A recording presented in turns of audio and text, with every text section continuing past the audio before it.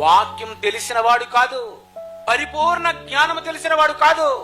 ప్రేమ ప్రేమ ప్రేమ ప్రేమ అన్నిటినీ ఓర్చును, అన్నిటినీ తాళును, అన్నిటినీ నమ్మును. ప్రేమ కోప్పడదు, డంబముగా ప్రవర్తించదు, ఉప్పొంగదు, స్వప్రయోజనం కోరుకొనదు, పాప అసరపడదు. ఏంటండి ఇవన్నీ? ఇవేనమ్మా అలంకరించుకోవాల్సింది. ప్రేమ అనే చెవులు ఇవన్నీ తగ్గించుకోగలదు. పైన అలంకారం కాదు, అక్షయ అలంకారం.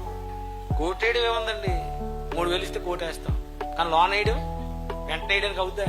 బైబిల్లో ఒకటే అన్నాడు ఆయన, మీరందరూ కలిసి ఉండండి, నా యందు ఏకమై ఉండండి. మంచోడు కదా, క్షమించు. పౌలు గారు, మొదట శరీర దౌర్బల్యం కలిగి వచ్చాను, కానీ మీరు నన్ను ఏమీ అనలేదే. ఎంత మంచోళ్ళండి గలతీలు. నేను శరీర దౌర్బల్యం కలిగి వచ్చాను, మీరు నన్ను తృణీకరించలేదే. ఒక మనిషిలో కొన్ని ప్రాబ్లమ్స్ ఉంటాయి, ఆయన నువ్వేమనుకోకూడదు. అంత మనసు ఉందా? కూతురు తప్పు చేసినా, కొడుకు తప్పు చేసినా ఏమనుకుంటావు? సర్దుకుంటావు. మీ ఆవిడే ఎదవేసాలు వేస్తున్నా ఏమంటావు? బయటికి చెప్పు, తెలుసు, నీకు తెలిసిపోయింది, కానీ నువ్వు ఇంకా మంచిదాని అన్నట్టు. ఎందుకంటే బయటికి చెప్పిన మొత్తం గొప్ప అయిపోతుంది. ఇది కుటుంబంలోనైతే ఈ పాత్రలోకి వచ్చేస్తావా? సంఘంలోనికి వచ్చేసరికి అదుగో శరీర దౌర్బల్యం కలిగి ఉన్నాడు, అతనా ఇతనా. ఎవడి గురించి ఎత్తుకోవడానికి వీలేదు. ఎందుకంటే నీ దగ్గర దూలం, నా దగ్గర దూలం ఉంది, నీ దగ్గర నలిసే ఉంది. నీ దగ్గర దూలం ఉంది, నా దగ్గర నలిసే ఉంది.